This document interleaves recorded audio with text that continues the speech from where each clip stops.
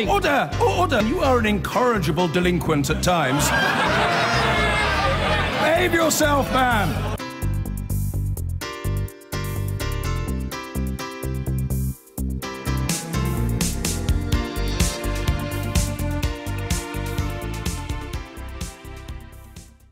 An Australian senator has provoked outrage by wearing a burqa as a protest in Parliament. Far-right Senator Pauline Hanson wore the garment, which is worn by some Muslim women, as part of her campaign to ban it. Let's have a look. Senator Hanson. I'm quite happy to remove this because this is not what should belong in this Parliament. Let's go live to Canberra. We can speak to Pauline Hanson now. Miss Hanson, good afternoon, sorry, here in the UK. Being called a stunt, was it a provocative thing for you to do?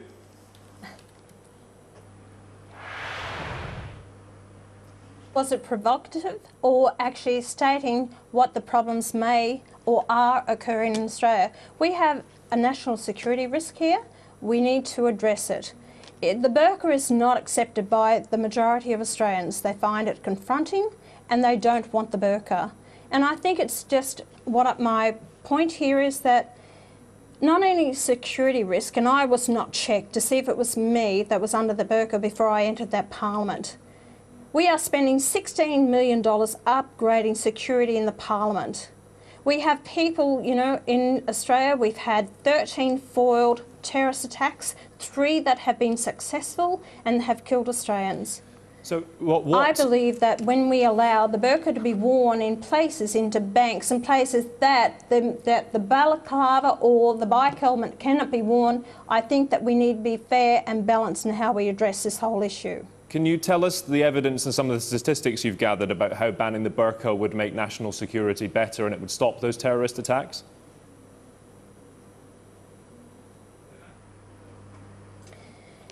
The burqa, it's been banned in a lot of countries around the world, and actually a lot of them are Muslim countries. Malaysia, Tunisia, Egypt, Congo, to name some. And then we've got a lot of other countries. Switzerland, Germany, France, what about Australia? Sorry, there is a delay, but what about Spain, Australia? To name some others. And the whole fact, no.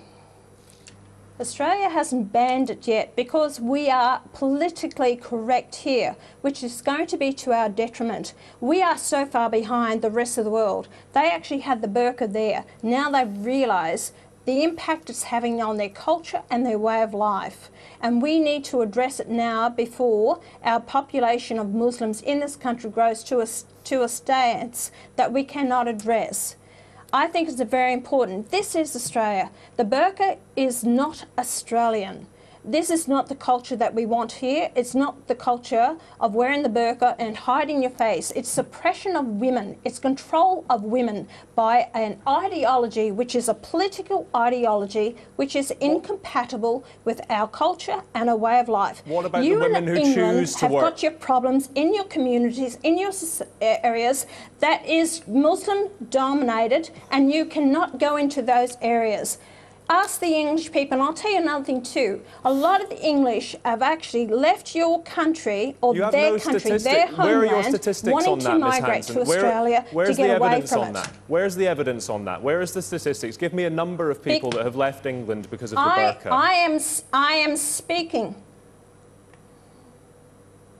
You know what, as a Member of Parliament, I travel my country quite extensively, and I actually am talking to people, and people are now saying, Pauline, if this happens here in Australia, where will we go next?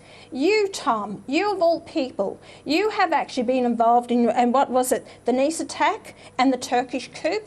Because Islam has destroyed so many countries. First of all, I wasn't involved. Ask the people in Lebanon, ask the Christians have been forced out of their country. I wasn't involved in them. I was on air. I was on air as a reporter when it was happening. Those. Yeah, I wasn't involved in them. Let's not get personal here. Let's Correct. talk about. Let's and talk about. Seen this. You have seen what has happened. Let's bring it back. Let's bring it back to. Let's bring it back to talk about the fact that a lot of people are accusing you of the fact that you knew exactly what was going to happen after this. It's straight out of the populist textbook, and it in fact reinforces your reputation with your base in Queensland.